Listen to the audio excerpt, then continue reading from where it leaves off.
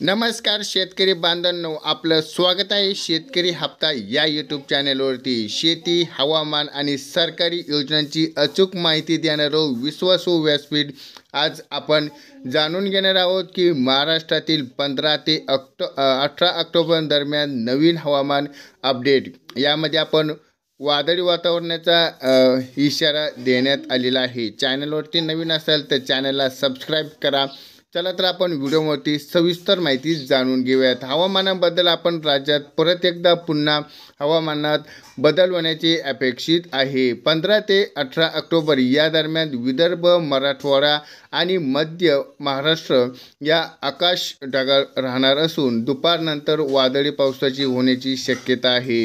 हवामान विभागाकडून व्यक्त केली गेलेली माहिती आज याचा अर्थ असा आहे की सकाळच्या वेळी हवामान थोडी उष्ण राहील आणि पण दुपारी सायंकाळी गडगड विजासहित आणि अल्प कालावधीसाठी जोरदार पाऊस पडण्याची शक्यता आहे।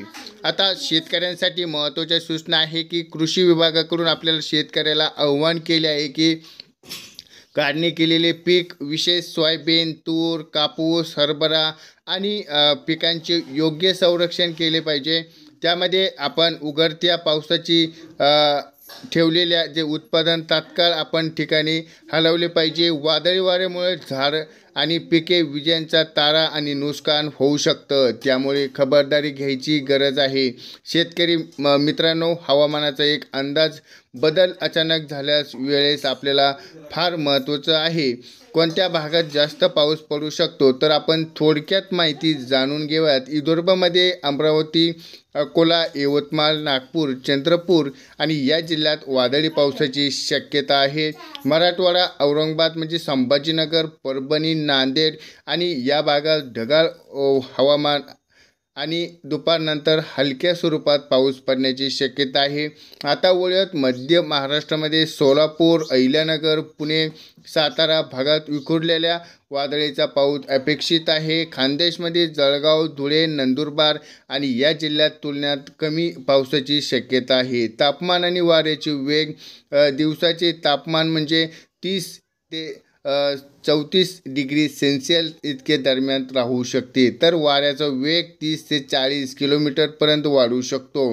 त्यामुळे वादळी वाऱ्यासोबत धूळ आणि लहान फांद्याच्या उघडण्याची शक्यता आहे। तर शेतकरी कृषी विभागाकडून आपल्याला सल्ला आहे की शेतीचे हवामान, पेरणी, फवारणी नियोजन लवकरात लवकर करून घ्या। ट्रॅक्टर आणि शेती उपकरणे तुमची ठिकाणी ठेवा। विजे आणि तारांपासून पासून जागेवरती दूर राहा। मित्रांनो, हा होता एक हवामानाबद्दल आपल्याला काही ठिकाणी आपण शेतीचे परिणाम होऊ शकतात, त्यामुळे आपण सावधगिरी बाळगावीत, नुकसान कमी करता येईल। हवामानाचा अंदाज आणि ताज्या सरकारी योजना जाणून घेण्यासाठी आपल्या शेतकरी हप्ता या चॅनलला सबस्क्राईब करा। व्हिडिओ आवडला असेल तर व्हिडिओला लाईक करा आणि शेतीसाठी उपयुक्त माहितीसाठी आपल्या चॅनलला सबस्क्राईब करा। भेटूयात। धन्यवाद। जय जवान, जय किसान।